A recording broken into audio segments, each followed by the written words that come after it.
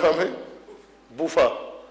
بوفا لگاتے ہیں نا, بوفے, اس میں مختلف چیزیں بنا کے پکا کے رکھ دیتے ہیں. آج کل تو مجالس میں بھی یہ ہونا, پہلے ولیمے میں ہوتا تھا, ابھی مجالس میں بھی شروع ہو گیا ہے. ملا جب مجلس کرتے ہیں, ملا جو دوسری مجلس میں وضاحت ہو رہی ہے, یعنی بڑے وڈیرے سرمایہ دار جاگیردار جو مجلس کو اپنی دولت کے اظہار کا ذریعہ سمجھتے ہیں, مجلس کر کے پھر اعلان کرتے ہیں کہ اس دفعہ کی مجلس پہ اتنا خرچہ ہوا ہمارا. پھر غریب کدھر جائے گا؟ غریب تو مجلس نہیں کرا سکے گا اگر آپ نے لاکھوں کی مجلس کرائی ہے. درالی کی مجلس ہر ایک نے کروانی ہے, ہر ایک نے اس میں شرکت کرنی ہے. بوفا یہ ہوتا ہے کہ سب کچھ پکا کے رکھ دیا, اس میں شوگر والے بھی جاتے ہیں, اس میں بلڈ پریشر والے بھی جاتے ہیں, ویجیٹیرین بھی جاتے ہیں, ہر ایک کا اپنا مزاج ہے نا. اس میں بچے بھی جاتے ہیں, اس میں بوڑھے بھی جاتے ہیں, سب جاتے ہیں. اس میں مختلف قسم کے کول ڈرنک رکھے ہوتے ہیں, سب کچھ اس میں موجود ہوتا ہے. ہر ایک اپنی پسند کی چیز وہاں سے اٹھا کے کھا لیتا ہے. باقی کو جس کو بریانی پسند ہے بریانی کھا لیتا ہے, جس کو کباب پسند ہے وہ کباب کھا لیتا ہے, جس کو چپس پسند ہے وہ چپس کھا لیتا ہے. سب کچھ وہاں موجود ہوتا ہے, ہوٹلوں میں بھی ہے. اور آہستہ آہستہ یہ اسلامی سنتوں میں سے ہوتا جا رہا ہے. جیسے کیک کاٹنا ہے, پہلے اپنے کیک کاٹتے تھے, اب ائمہ کی ولادت کے بھی کیک کاٹتے ہیں, سالگرہ مناتے ہیں, برتھ ڈے ائمہ کی. جو ائمہ نے کیا وہ نہیں کرنا. یہ بعضوں نے دین کو بھی بوفا بنایا ہوا ہے.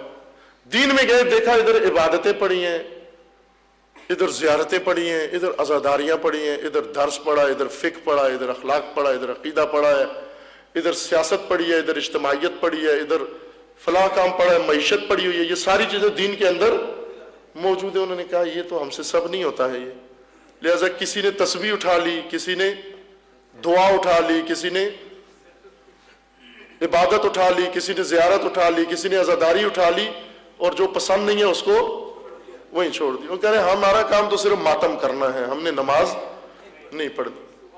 کسی زمانے میں یہ سب ایک ہی مجموعہ سمجھا جاتا تھا. ماتم, سوز, مجلس, مصائب, فضائل, یہ سب سلام, زیارت وغیرہ یہ سب مجلس کہلاتی تھی. لیکن ابھی ماتمی گروپ بالکل الگ ہو گیا ہے. وہ آتا تقریر میں بھی نہیں آتا, ذاکر کو بھی نہیں سنتا, وہ اس وقت تک باہر بیٹھے رہتے ہیں جیسے ممنوع کوئی کام اندر ہو رہا ہے. اور جو مجلس سنتے ہیں, نماز پڑھتے ہیں, وہ ماتم میں کھڑے نہیں ہوتے. وہ یہی بوفا ہوتا ہے نا, اپنی پسند کی چیز لے لو, جو پسند نہیں آئی اسے عبادت لے لو, سیاست چھوڑ دو, معاد لے لو, معاش چھوڑ دو, انفرادی چیزیں لے لو, اجتماعی چیزیں. مگر حق دیا کسی نے آپ کو اس طرح سے, خود دین خدا کو اس طرح ٹکڑے ٹکڑے کرو, اس کے ڈونگے بناؤ, اس کی ڈشیں بناؤ, اور جو پسند ہے وہ کھاؤ, جو نہیں پسند وہ چھوڑ دو. قرآن نے فرمایا یہ یہود کی روش تھی, یہود نے اس طرح کیا, نؤمن ببعض ونکفر ببعض. اے خدایا ہم بعض لیں گے, بعض کو نہیں لیں گے. خدا نے فرمایا کہ یہ بعض ہوتا ہی نہیں ہے, یا پورا لو یا سارا جائے گا ہاتھ سے. دین ہے یہ ایک ایسی چیز وابستہ ہے ایک دوسرے سے, جس طرح قرآن و اطرت ایک دوسرے سے جڑے ہوئے ہیں. اگر قرآن لے لو, اہل بیت چھوڑ دو, تو قرآن بھی ہاتھ سے چلا جائے گا, بے شک رٹا لگا لو.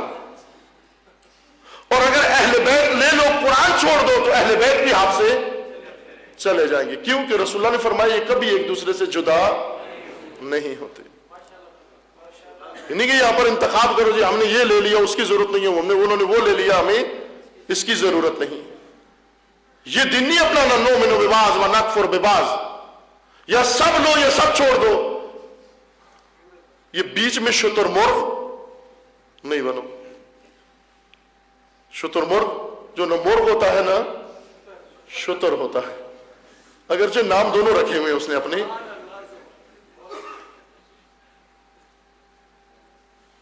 روایت میں ہے کہ جتنے جانور ہیں یہ سب انسانی صفات کا تجسم ہیں.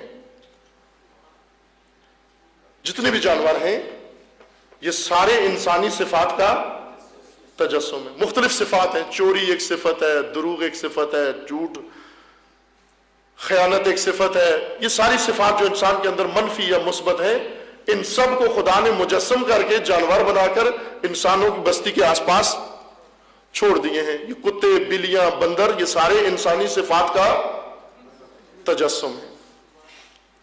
جو غیبت کرتا ہے وہ روایت میں ہے وہ بولے نا،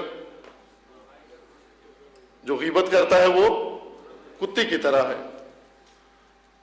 جو چوری کرتا ہے وہ چوہا ہے. چور ہے نا چوہا.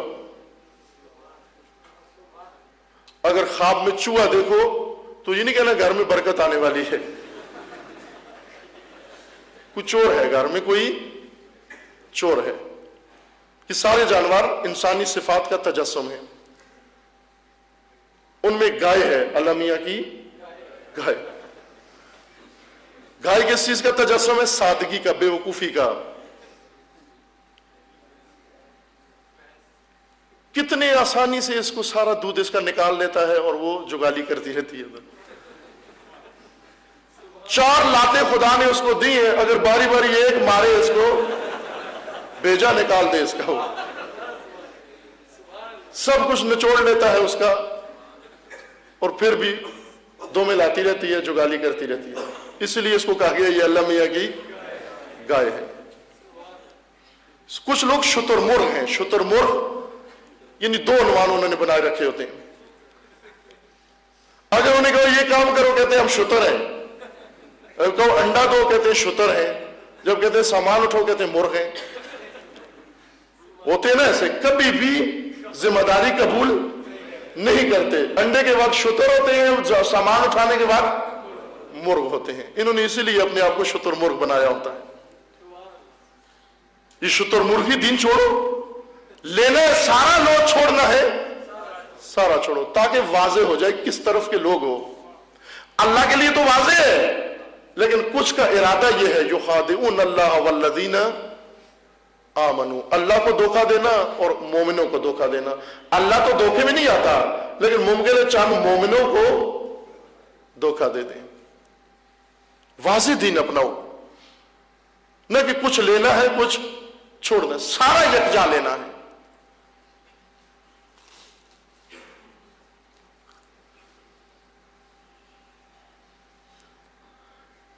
اس سارے دین کے اندر ائمہ نے فرمایا ہے، سارا دین اگر لے بوفا والا کام نہ کریں. اس سارے دین کے اندر امام فرماتے ہیں کہ ہر چیز بشرطہا و شروطہا. یہ امام رضا علیہ السلام کی حدیث ہے جسے